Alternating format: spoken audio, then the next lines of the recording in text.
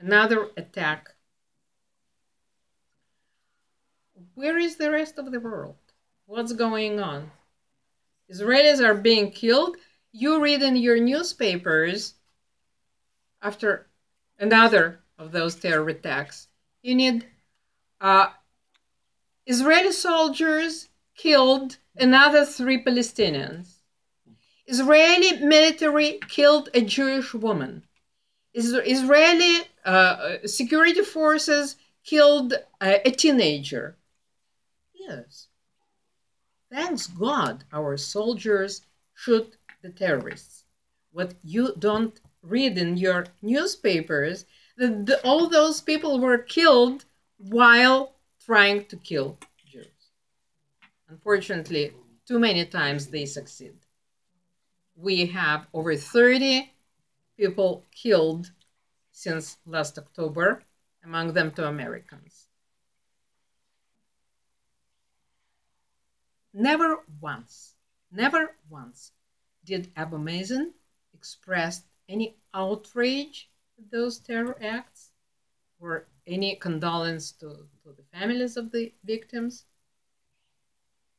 Our president, when there is an Arab in the Israeli hospital who was not shot dead, but just wounded and is being treated in the Israeli hospitals, our president goes to visit him. So where is the rest of the world? What's going on around Israel? If you look at the map of the Middle East and imagine the situation in every country, you will see that the whole area is on fire. And the only island of tranquility is Israel.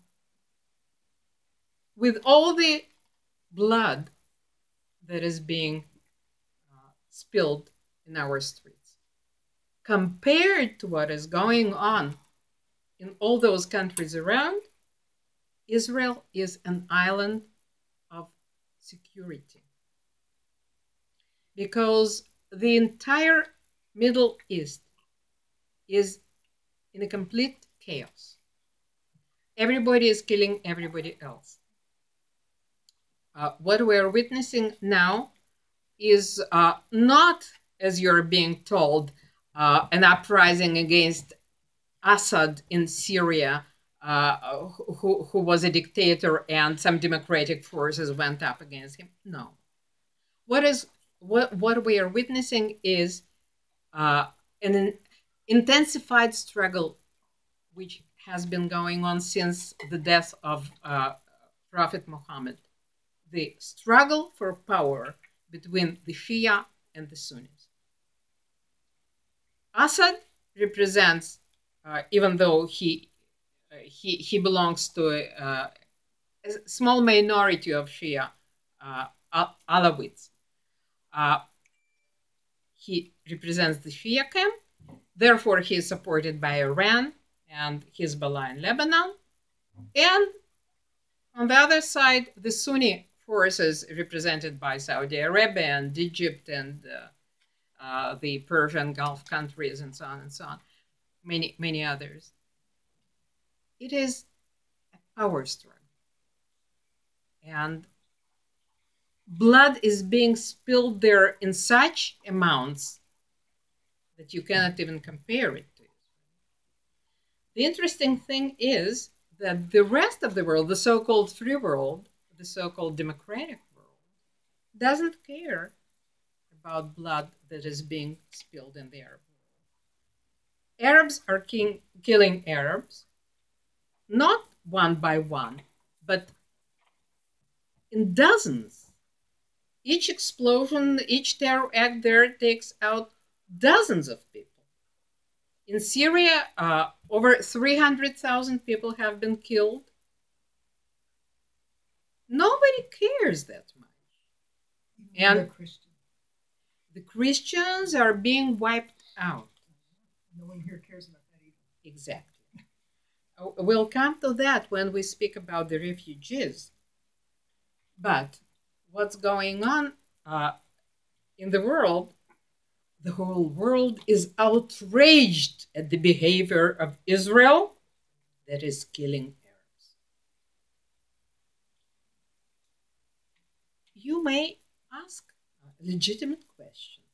Why is everybody so worried only about those Arabs who are being killed by Israeli security forces while defending our population?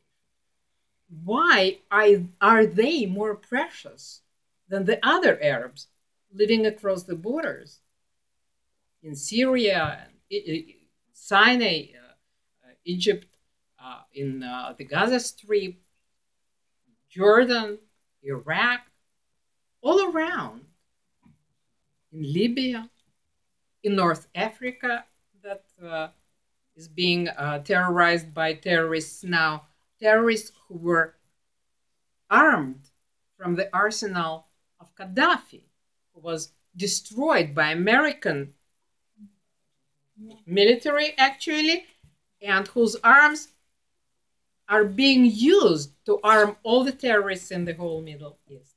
Why isn't the world worried about those Arabs or those Muslims who are being killed by those arms?